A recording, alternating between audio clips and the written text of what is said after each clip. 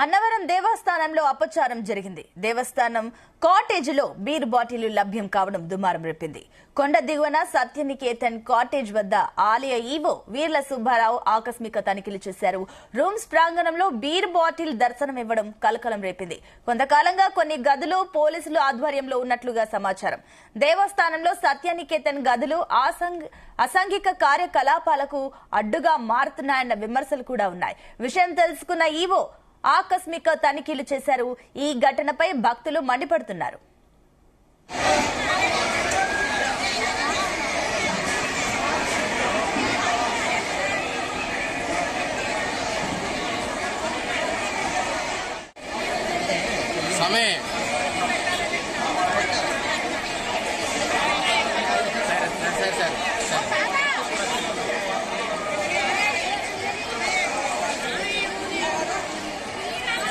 Right, ఇదే అంశానికి సంబంధించి మరిన్ని డీటెయిల్స్ మా కరెస్పాండెంట్ సాంబశివరావు అందిస్తారు.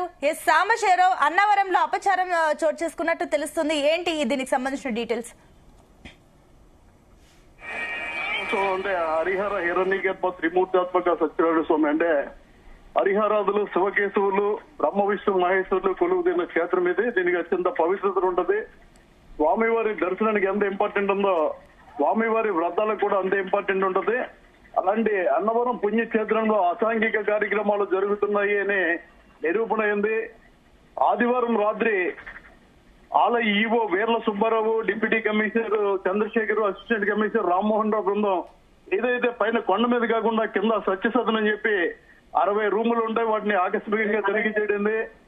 అక్కడ కొన్ని బీర్ బాటిల్స్ అదేవిధంగా సిగరెట్లు తాగిన ఆనవాళ్లు కనపడ్డాయి. దాంతో ఈవో సుబ్బారావు తీవ్ర ఆగ్రహం వ్యక్తం చేశారు.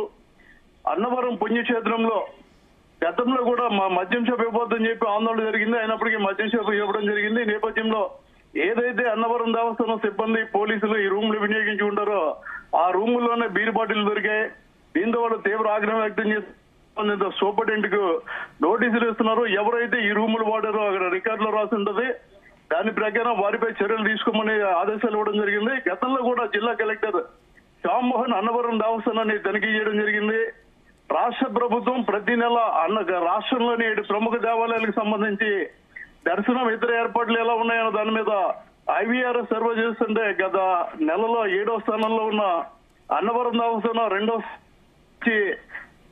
గుర్తింపు పొందే విధంగా 2వ స్థానంకి వచ్చింది. కానీ ఇలాంటి సంఘటనలు జరగడం పట్ల భక్తులు ఆగ్రహం వ్యక్తం చేస్తున్నారు.